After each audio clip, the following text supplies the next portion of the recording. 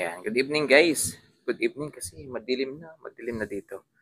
Ayan, so ito panoorin natin yung sound check po kanina. Ayan, ng ating mga idol dito po sa Manapla, Negros Occidental. Ayan, siguro pinanood nyo naman yung update natin dito po sa concert na ito ng idol natin. Grabe guys, so ayan, as of 4 PM mga Q, ganyan na po karami yung mga tao mga Q dito po. Halos mapuno na po yung Manapla Plaza guys dito po sa kanilang sound check ng ating mga idol. Elias GTV, grabe talaga. Sabik na sabik talaga sila guys. Ayan o.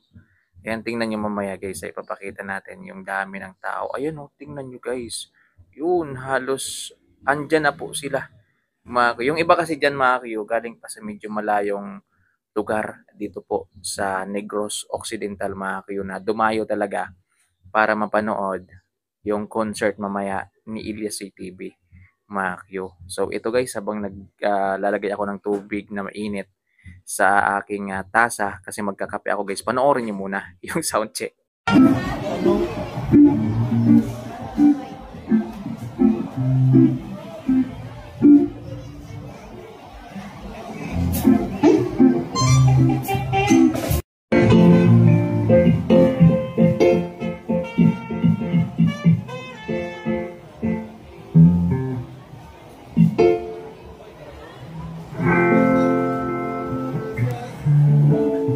Ayan. So yan po mga Q yung sound check kanina ng ating mga idol Elias J TV Band. Ayan. Sorry guys, 4:30 pala. Ayan. Kasi sabi ko kanina 4 PM. 4:30 na pala sila nakapag sound check dito po sa Manapla, Negros Occidental. Yan. Sa may plaza lang po mga Q ng Manapla ha. Ayan. Sa mga gusto pong humabol ngayon, gusto pang pumunta. Ayan. Punta lang kayo sa plaza ng Manapla. Siguro iisa lang po yung plaza dyan. Mga Q para hindi na kayo malito. So, yun lang guys. Abang-abang lang kayo sa ano natin mamaya, sa update natin mamaya. Habang wala pa po yung performance ng ating mga idol Elias TV, ay magbibigay po ako ng update sa inyo guys. Ayan, mamaya ipapakita natin kung gaano na po karami yung tao po dito po sa Manapla Plaza, mga kakyo. Ayan, na may capacity daw na 70 to 80,000 mga Q.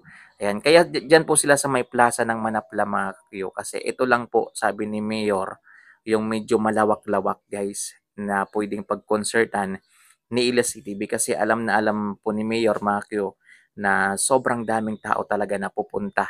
Ayan, sa concert na ito ni Elias CTV. Na ito daw yung highlight nila guys. Ayan, kumbaga ito talaga yung pinakabongga nilang event mga Q.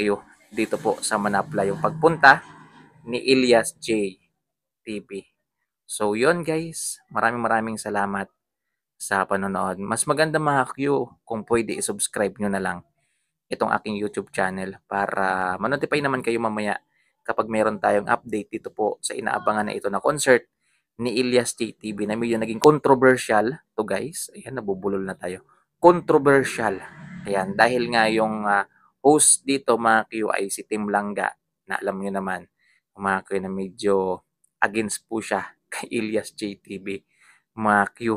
Ayan, so hindi ko sure mga Q kung siya pa rin yung host mamaya ha. Yan, hindi ko po yan sure. Wala po talagang update about dyan mga Q. At hindi ko na inalam yung update about dyan. Kung siya, hindi maganda, wala namang problema.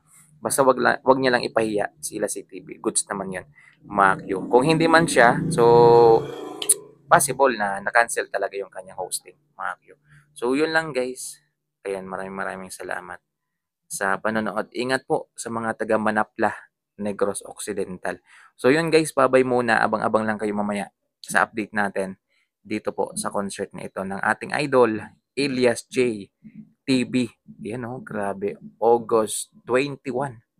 Yan, 2022.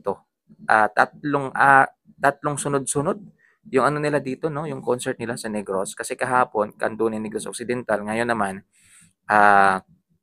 Manapla. So bukas naman si Palay. O diba, grabe talaga. Mayaman talaga tong Negros Occidental nito. So yun lang guys, maraming salamat. Mamili na lang kayo sa mga design ng t-shirt nito ng ating idol. Uhahay clothing. Ito guys, mamili na lang. Looking for the perfect casual tee for your everyday style? Our Elias Uhahay t-shirt is made from premium cotton, ensuring comfort and style all day long. Order now and elevate your casual wardrobe.